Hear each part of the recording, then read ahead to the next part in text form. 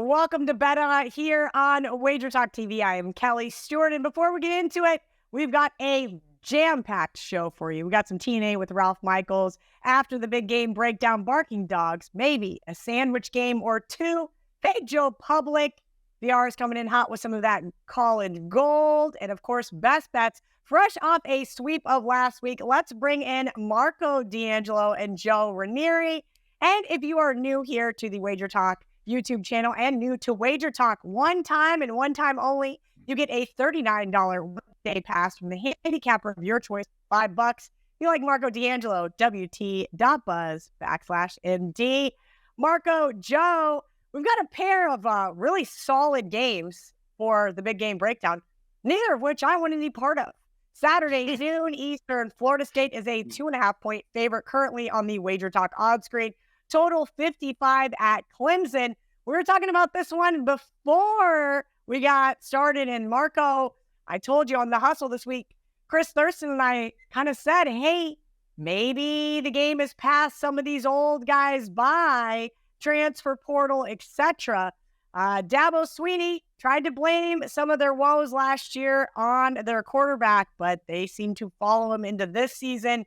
Look ahead line on this one was Clemson -3. Now Florida State -2.5. What say you? Well, Kelly, let's talk about that transfer portal. And I have a kind of thought on some of these, year after year, the Alabamas of the world, the Ohio States and Clemson and that. We always make the joke that these teams don't rebuild, they always reload. And they always had a lot of depth. And the depth was because they were always stockpiling 4- and 5-star recruits who were happy to sit and wait their turn at these programs. Now with the transfer portal, this is, I want it now and I want my money now. And you've got the NILs and the transfer portal. These guys don't want to sit and wait behind somebody else to get their chance. They're going to leave and go somewhere else where they can get a chance to start. It might be at a lesser school, but if they're getting paid to do so, they're going to do it. And I think that's where you're seeing some of the problems with the Alabamas and the Clemsons that people are scratching their heads to start the season. When have we ever seen Alabama have a problem at quarterback? It just doesn't happen. But that's a story for another day. But that is my thought on why we're seeing some of these troubles with some of the bigger programs. Now for this one, it's a tough game. Do you want to go with history?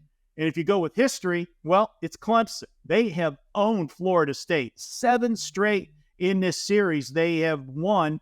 In Florida State, we know recently, whenever it's come to a big game, they generally find a way to shoot themselves in the foot. So far this year, they haven't. And I think this might be the year that they finally get it done. You look at them, Florida State last week, people are going to point and say, well, they were lucky to get by Boston College. 31-29 is a 25.5-point favorite. Well, if you're a regular of this show, we talk about sandwich spots and look-aheads and traps. That clearly was what it was for Florida State last week. They were looking ahead to this showdown with Clemson. So I just put a line through that one and look at what they've done the rest of the year. And I think this is their year to turn the table on Clemson. I've got Florida State winning this one 27-10. And if you look at the Florida State quarterback, he hasn't shot himself in the foot all year. 22-4 touchdown to interception ratio going back last year, and this year already 8-1 touchdown to interception ratio. I'll go ahead and take Florida State with Jordan Travis at QB over Clemson, still trying to get that quarterback out of the gate. Yeah, I don't know. You said he hasn't shot himself in the foot, Marco, but he did dislocate his non-throwing shoulder. He is not 100%. Listen, I've never dislocated my shoulder, but even if it's not my throwing arm, I'm going to say it's probably pretty painful. Joe Raineri, again, I want nothing to do with this game. Marco's on board with the Noles. Do you think that Dabo can right the ship here this weekend? Well, I dislocated my shoulder, broke my collarbone running into a wall, Cal. So I can absolutely, with experience, tell you it is the most painful friggin' thing in the world here, but nothing a shot of Toradol won't handle. So this feels like an absolute, and call me crazy, but it feels like one of these Buy low spots on Clemson, sell high spots on Florida State, doesn't it? But if you look at all the numbers here, and it's just every trend tells us that Clemson in this spot at home is absolutely the team that comes to play in moments like this. I mean, we're talking about in Death Valley here, one of the toughest places to play, not to mention it's not been a great so far. It's not been a great trip against Clemson for Norvell going up against Dabo. But I am not there yet with Clemson to trust them to pull this game out in its entirety. What I am trusting here is that Clemson is going to go into the break with a lead here. I truly believe in Death Valley that is absolutely a brutal spot to go to. You mentioned some of the health concerns. As a dog, and at even a little bit of plus money here, I think Clemson is the side in the first half to back. Expect them to be able to have this lead, and then it's a question of whether or not Florida State, I think, is going to be able to gather the troops and come back in the second half. That is where this game is going to be decided, but I think all signs point to Clemson early and often in this game, so that's why I'll take them at plus money on the money line in the first half against Florida State. Clemson 7-0 against the spread as a single-digit favorite since 2015 there in Death Valley. Again, no play for me. All right, Saturday night, 7:30 Eastern on the Wager Talk odds screen. Ohio State about a 3-point favorite. Wondering if that one's going to keep coming down. Total 54.5 at Notre Dame. This one's tough for me too, Joe. I haven't seen a single backer on the Buckeyes. And that's because, like Marco said, there's some quarterback woes in Alabama. There's some definite quarterback woes in Columbus. It has not been a fun start for the Buckeyes.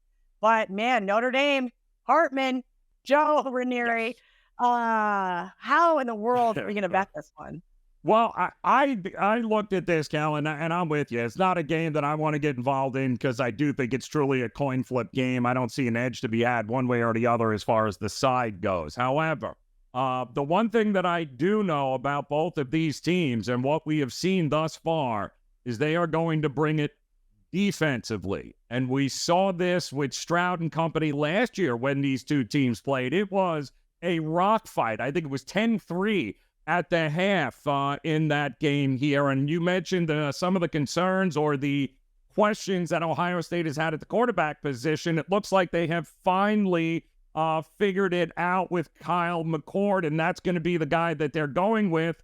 Neither of these two teams have actually played any sort of high-potent offenses. We know Notre Dame has played absolutely nobody.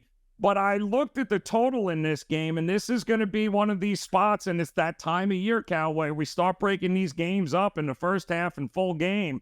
For me, I think the defenses on both of these teams are going to bring it. I don't think Hartman's going to have quite the same amount of success early on that he's enjoyed against some of these lesser teams that he has played, like Navy. I do think Ohio State's defense is up for the challenge. You know I love their defensive coordinator, and the numbers bear it out. These are two monster defenses going out. It is going to be won in the trenches. I don't think it's necessarily going to be won through the air. I think it's the team that can run the ball the best is going to win it. I don't see any sort of up-tempo situation here. I am looking at that first half under. It's 28, or at least it was 28. 4 touchdowns in a game in which we have seen in years past, points are valuable and hard to come by. I think this has got a, first one at 24 is going to win this game. I don't see them getting to 28. This is not going to be a shootout in the first half, so I'm looking at the under there. Very interesting. Since you brought up the total, Ohio State 14-0 against the spread as a favorite of 5 or less when the total is less than 69. Marco, as I mentioned, I haven't seen a single person on the Buckeyes. Kind of don't blame them. They haven't necessarily passed the eye test either. As Joe alluded to, I did fade Notre Dame a couple weeks ago because they haven't played anybody. I have not seen them pass the test. Now, if they can beat the Buckeyes at home, maybe I'll have to eat some crow. Yeah, I used that phrase a couple shows ago, and I got grief for it about eating crow, but and I actually had to because that was the Colorado-Nebraska You have to game. send me the recipe. Yeah, okay, no problem. You guys keep pointing out that Notre Dame hasn't played anybody. You're absolutely right. But who the hell has Ohio State played? Indiana is trash in the Big 10 or Big 12. Big 10, yeah, sorry. And Youngstown State, come on. And Western Kentucky, that's not a murderer's row either. And what I'm looking at this one is you've got a Saturday night game at South Bend. You don't get a lot of those. And this is the biggest game for head coach. If you remember last year, the Notre Dame head coach, when he took over, his first game as head coach of Notre Dame, Marcus Freeman, was against the Ohio State Buckeyes. And he had them on the ropes for 3/4 of that game. New system.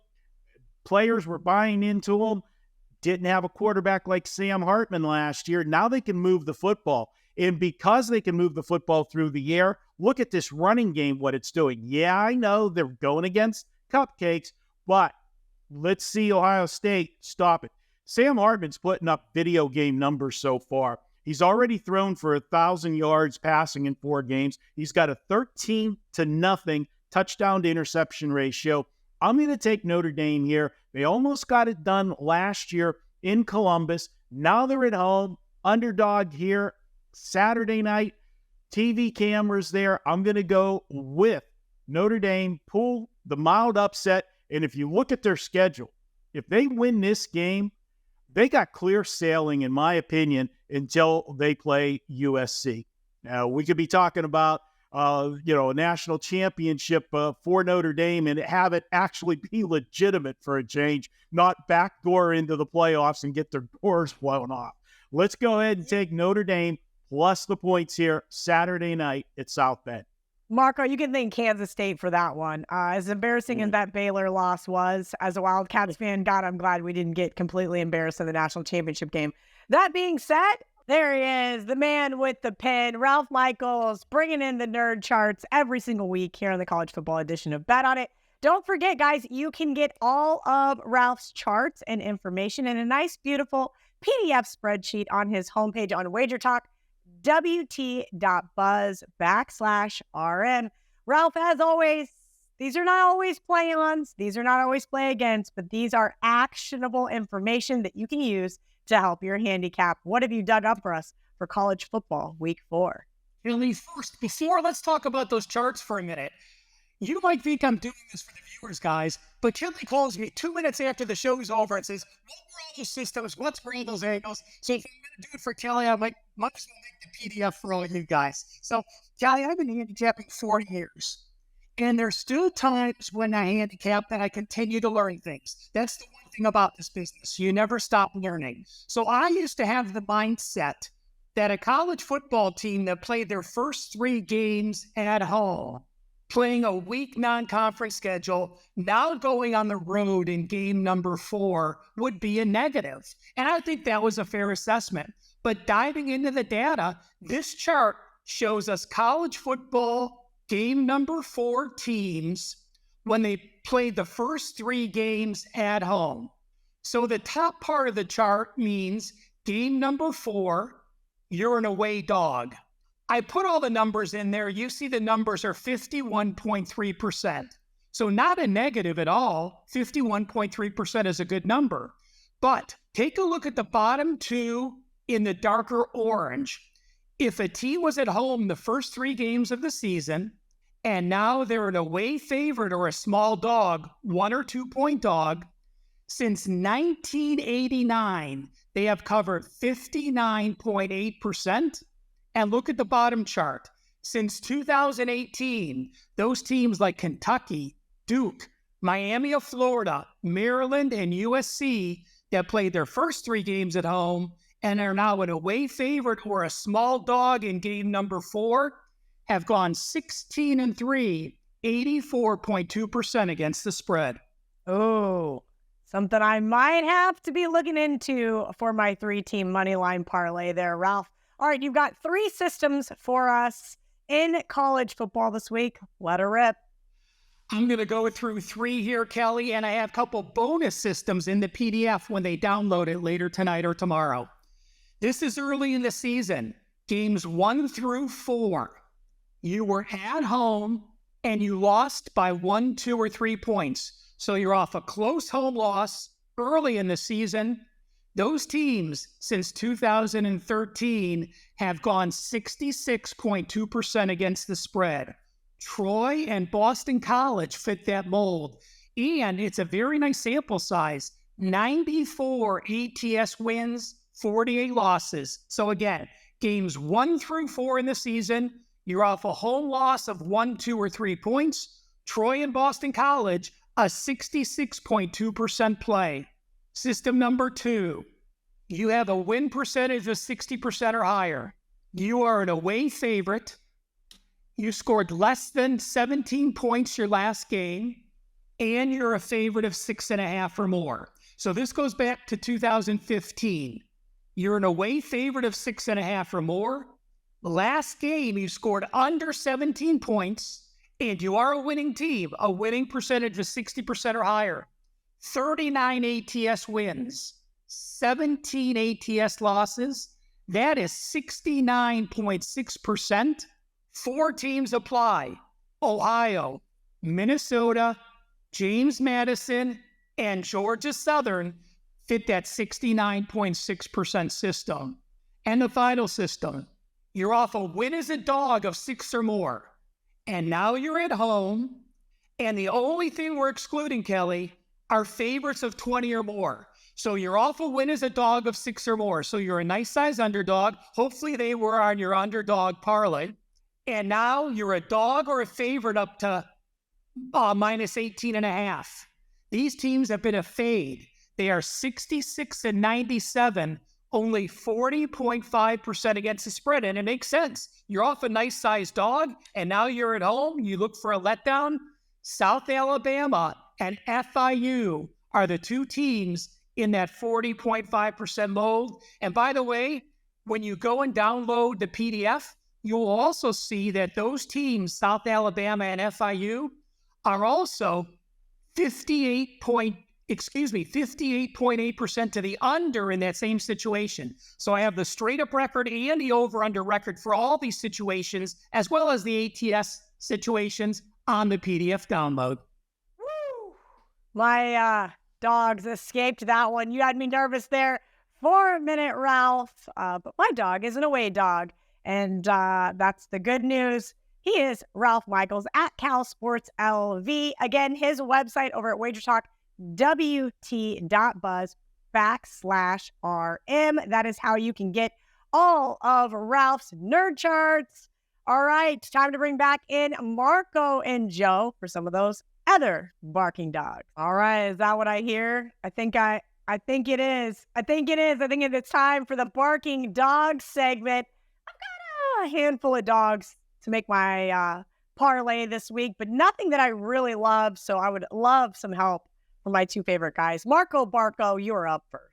Ooh.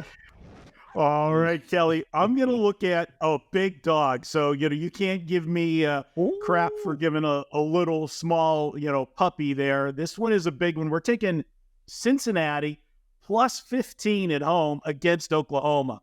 What can you always count on with Oklahoma? Yeah, they're going to beat up on teams early in the year, run up the score, 73 points, 66 points. Now they're going to face somebody. And last week, Cincinnati, they got upset. So why do I want them? Well, you know what? Look at that game last week. They played Miami of Ohio.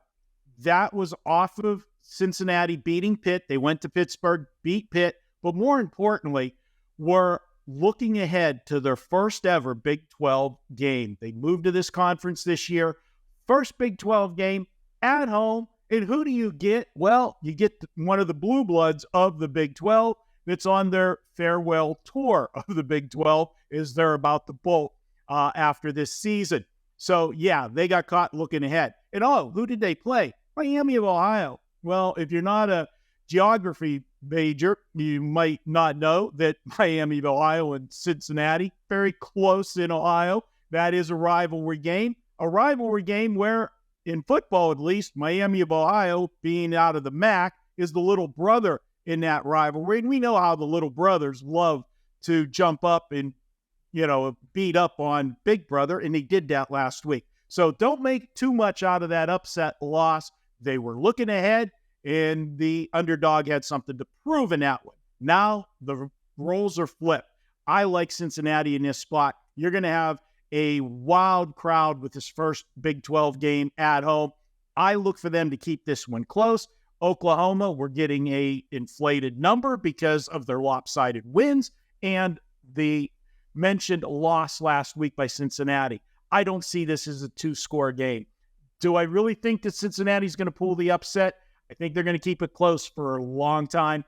Oklahoma will find a way to escape, so not going to really pull the trigger on the sprinkle, but I'm going to grab me those 15 points and get the cover. I think this is a 1-score game. Oklahoma survives, but it's going to be a dogfight. Take Cincy plus the points. Marco, that's not how this segment works. Barking Dogs, you have to sprinkle. First of all, I want to just put it noted. It is right here. I already did play Cincinnati plus 15. It's down to 14 here. Wager talk on screen, Marco. So I'm not giving you 15 either. And either they're getting a sprinkle or they're not getting a sprinkle. They're not getting a sprinkle. I don't think they can beat Oklahoma. But you know what? 2 weeks ago, I left them off my card plus. I played them plus 8, but I didn't bet them on the money line, and guess what? They won outright. So Cincinnati fans, get excited. I'm not sprinkling on you to win the game, just like Marco isn't, even though that's the whole name of the segment. That means they might have a chance to win outright, so we should probably sprinkle. Joe, give me your barking dog. College football week 4. All right, let me bring this thing full circle here and do this. Marco, let me explain how this works. You ready?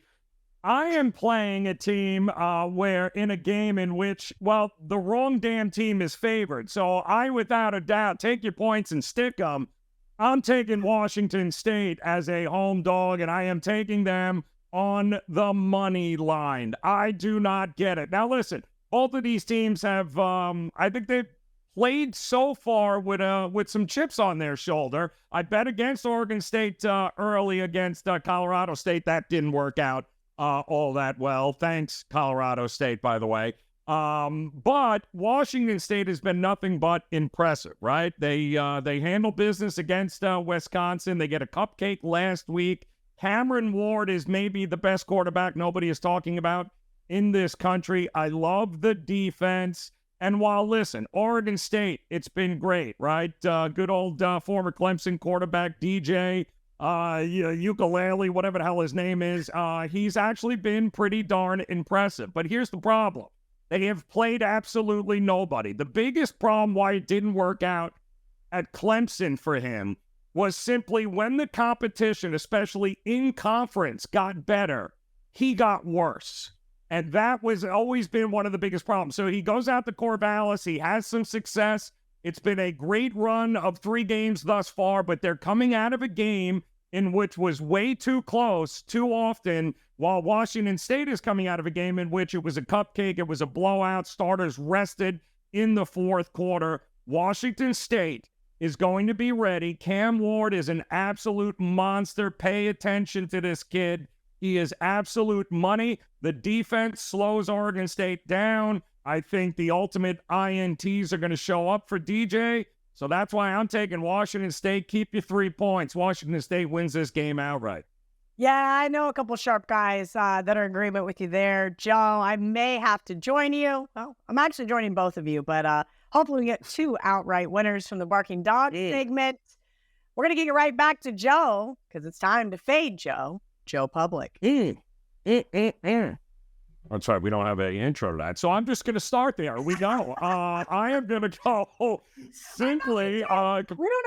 I think we need to. You fading yourself? Oh. No. It's but the problem is everyone gets confused.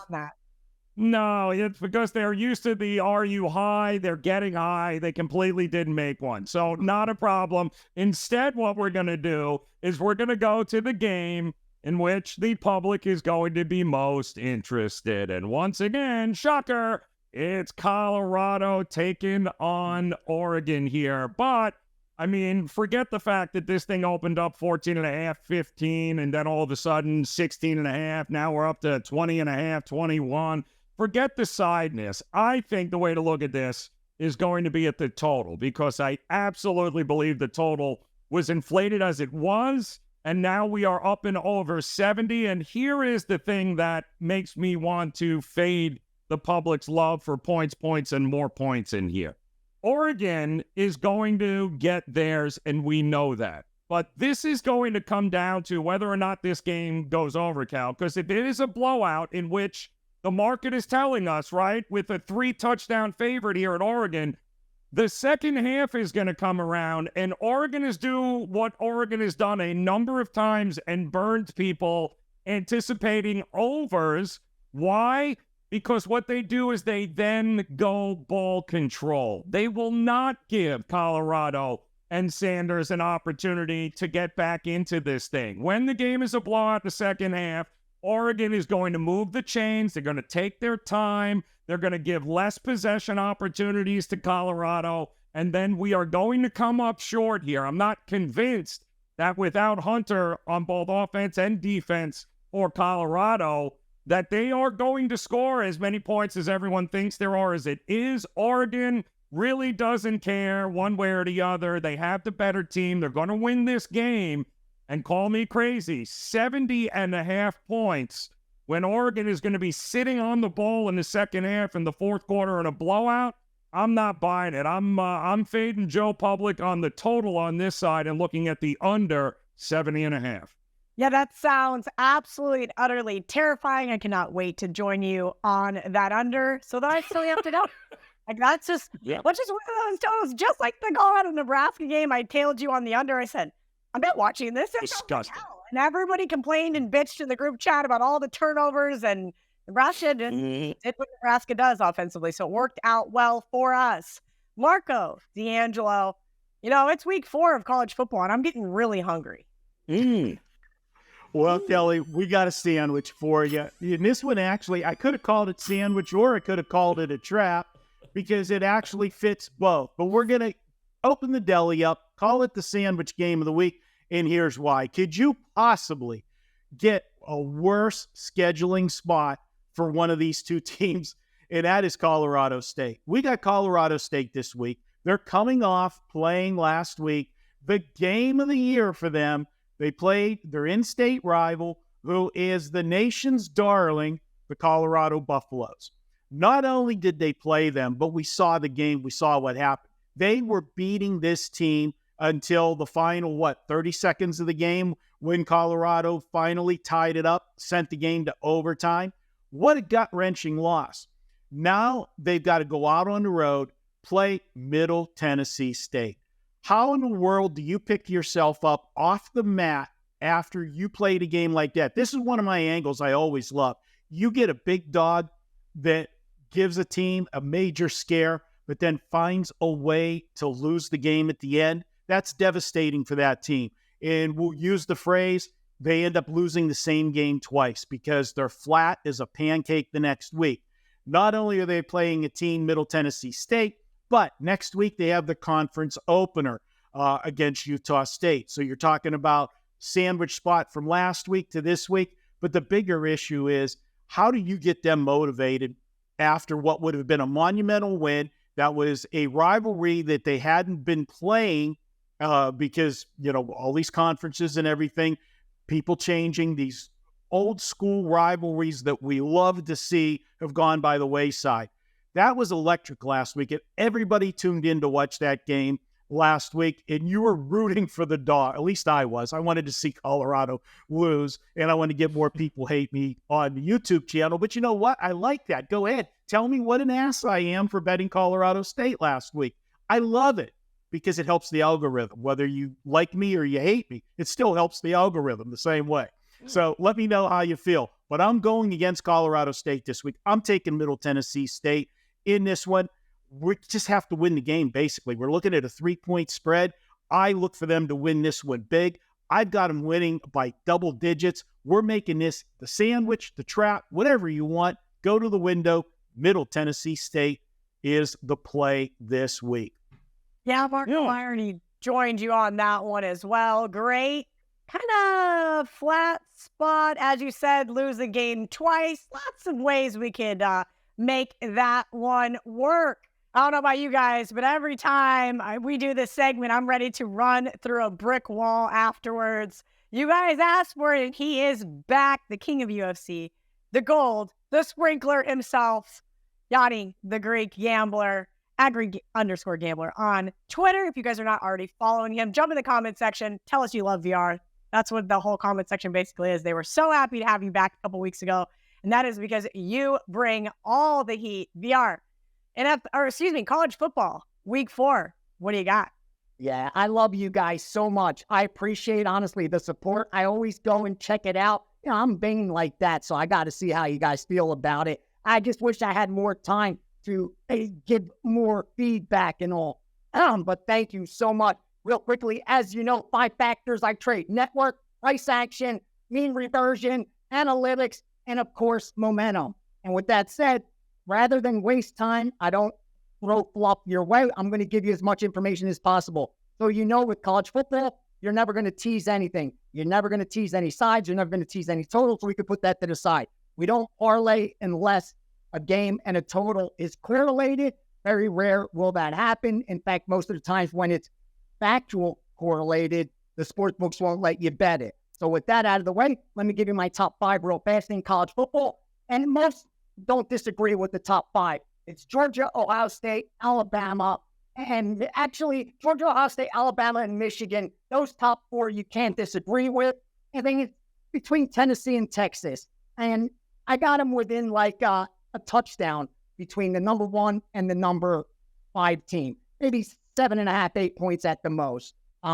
Just to give you a little indication of where I stand in today's college football world. With that said, let's get some gold out of the way. First off, primetime Thursday night. I just bet it, actually. I bet it under 63, Coastal Carolina and Georgia State. I bet it under 62.5 and under 62. I sent it out to subscribers as well. You're getting it exactly within 30 minutes of when I bet it. Now move on to Friday, another primetime game. Those have been good to us.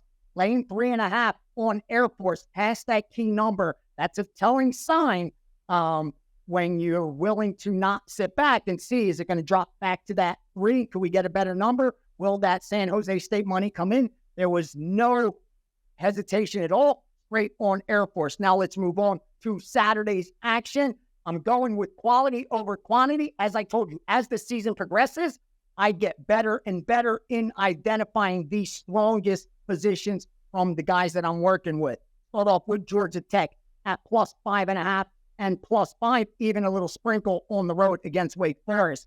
Drop down to Syracuse minus 13.5, Syracuse minus 14. A little further down, South Carolina against Mississippi State. South Carolina minus 5.5, South Carolina minus 6. Also, let me know in the comment section whether you want me to tell you the rotation number, because that's how I'm used to saying it, like game 308.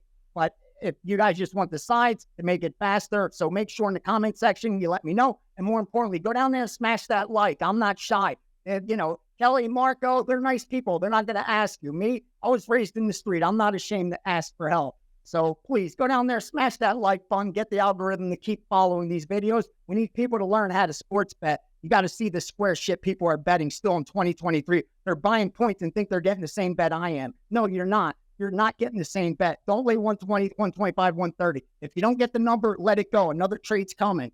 Move down to BYU plus 10, even laying minus 115 to get that 10. You don't want to lay more than 115. It's not worth the extra half a point. Take the 9.5.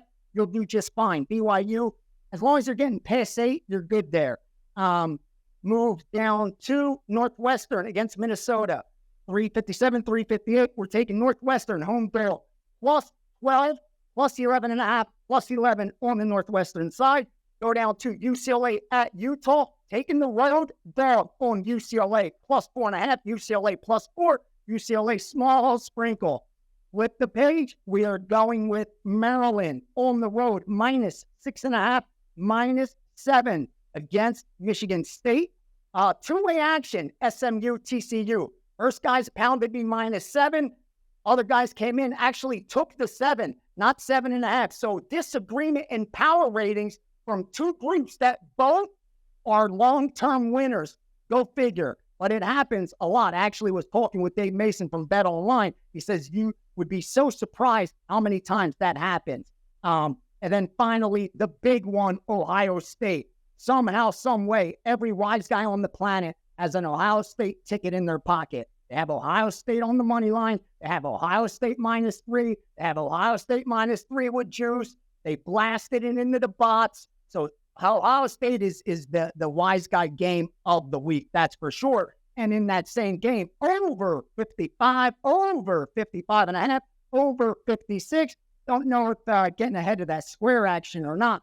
That's how you know about totals. Make sure when the limits get increased towards the end of the week, you want to see, is there buyback? Is there resistance? Because a lot of times that's what happens. Limits are low early in the week on totals. So with a couple of nickel bets through limit accounts, you could get that total moving a point, point and a half, 2 points. Next thing you know, you come in Friday night, Saturday morning, get a much better number. So you got to make sure you don't just follow blindly. Follow line moves, do your work. Move up a little higher. Western Kentucky, Troy, we're going backwards now, over 56. Just giving one more total, and it's the, where was it? Okay, Rice, Florida, over, because I was over 56, over 56.5, over 57 on Rice, Florida. You have the college football steam as of Wednesday. The information I have in front of me as of 3:30 Pacific time, that's what I have. Things could change between now and kickoff, but you have the bill that's sitting right here that I've already fired. God bless. Whether you follow faith, it's on you. I just want you to make money. I'm not booking your work. Very good point. VR is not booking your action. Just here to share the actual wealth and not all of its plays. Some really good knowledge from the Greek Gambler. Make sure you guys are giving him a follow at Greek_Gambler on Twitter. And like he said, jump in there, smash that like button. If you want to see VR coming back, he needs some of that positive reinforcement and those likes up in the comment section. Tell us what else you want to see. And don't forget to check out the NFL edition of Bet On for some more VR. All right, it is now time for Best Bets, where we swept the board last week. If you're new to Wager Talk, one-time use only, you get a $39 one-day pass from the candy capper of your choice for just $5 this week at Wager Talk. All right, guys, let's get into it. Florida got the outright winner for us last week. Let's hope Memphis can do it for us this week. I'm going to take the +6 with the Tigers over, well, the Tigers. Keep in mind here some game notes. This one is played on a neutral field in the Dome at America Center in St. Louis. Now, Mizzou, congrats to them and their extra large kicker and his 61-yard field goal last week to upset Kansas State. Congratulations, number 15 Kansas State, most arguably maybe Missouri's Super Bowl, if you will. That was a big win for Coach Drink. It was very emotional. Now he just gets to lay 6 points on the road, where he's 4-11 as a favorite and 3-9 against the spread against non-conference teams. Memphis, guess what? They win games against Power 5 schools during the regular season, and I think Mizzou off a very nice, emotional W. And I'm going to take the +6. I know it says +7 on the screen because that's what it was. So we've already got some nice reverse line movement in this one. And not to forget to sprinkle a little bit on that money line. Memphis will be in my 3-team underdog parlay. Marco D'Angelo, give us another best bet winner for college football week 4. All right, Kelly, I am going to the Big 12 again, and I'm going to be taking a team in the Big 12. I'm going to take Kansas, and I'm going to lay the points with Kansas in this one. The narrative here, people are going to look, and they're going to see BYU 3-0 on the season. They're going to look and see last week, BYU was getting 8 on the road at Arkansas, an SEC school. They went in there and won 38-31. That was an SEC school. Now they're playing a Big 12 school, and the narrative for the Big 12 is, well, nobody plays defense. So if they could beat a SEC school, and now they're actually getting more points from Kansas, this should be easy, right? Well, the first 2 teams that BYU played was Sam Houston State and Southern Utah. I'm sorry. Talk about cupcakes. That was 2 cupcakes. And, that Arkansas win last week, can you say, looking ahead, Arkansas had LSU on deck. Now, Arkansas and LSU is a big rivalry, especially for Arkansas. This is a game that was always played on the Friday of Thanksgiving, rivalry weekend. They're playing it earlier in the season. They got caught looking ahead, in my opinion, to their showdown with LSU this week. I am going to discredit that win by BYU, and now they're going to be facing a Kansas team that can run the football and throw the football. That balanced attack is going to hit BYU. BYU already gave up 262 yards passing to Southern Utah. Last week, they gave up 247 on the air to Arkansas and 177 on the ground. Kansas's offense is way better than Arkansas's. I'm going to lay the points with them and look for this one to be a blowout. My numbers actually have Kansas as a double-digit favorite. We're getting some line value because of last week's result with BYU. Go ahead, lay the points. I'm calling it Kansas 38-20 on Saturday is my best bet. All right, Marco also discrediting that high elevation game in Reno. Joe Raineri, I had to get my little jab in there. Give me your best bet. You also hit your best bet this week, so we need another winner from you. All right. Well, like Marco says there, I think we've got plenty of line value, and I think this number is only going to go one way. So if it's into single digits, I think it's a pretty good opportunity to back Louisiana here as they get ready to take on, what's the word I'm looking for? Oh, yeah, ass, which is exactly what this Buffalo team is. They are horrific. How in the world this was not double digits or more is kind of beyond me here. 8.5 is what this thing was. I maybe 9.5, but as far as I'm concerned, I got this number to nearly 2 touchdowns. Buffalo is atrocious. The market overrated this team from the very beginning, and they have shown us now over the last couple of weeks where it started, they lost to Fordham. That's right, Fordham. Then they went home last week and took a whole bunch of money with Liberty coming to town because everyone thought this was a terrible spot for Liberty, that Buffalo was going to get right in that game. Oh, they got right. They got blown right out of the stadium is what they did. Liberty absolutely boat raced them. Not a good team, not a good offense. And Louisiana this year, defensively, surprisingly, has shown up. But more important is their ability to be able to run the ball, Lafayette here, averaging nearly 7 yards a carry here. They're going to be able to run. They're going to have success passing when they want to. Their bottom line is they're going to control this game. Buffalo having to go on a road after being embarrassed not 1 but 2 weeks in a row. I think they make it 3 weeks in a row. And if you can get this thing under double digits, I think the line value is there to fade Buffalo and back Louisiana in this matchup. All right. On that note, we're going to wrap up the college football edition of Bet on It. Get that graphic on the screen so you guys can, make sure that you get all of the bets for the show. A couple games I'm staying away from. We got lots of barking dogs that I agree with. Sandwich game looks tasty. And boy, oh boy, am I going to hate having that Colorado-Oregon under come Saturday night. But we're going to make do, guys. Let's hit some best bets. Sweep the board once again. We love you guys. Jump in the comments section. Tell us you love us. Tell us you hate us. And a thank you for all of the wonderful comments from me and Coco last week. I hope you guys enjoyed tonight's show as much as we enjoy doing it every single week. From Joe, Marco, Ralph, VR, and myself, good luck until next week. Let's bet on it.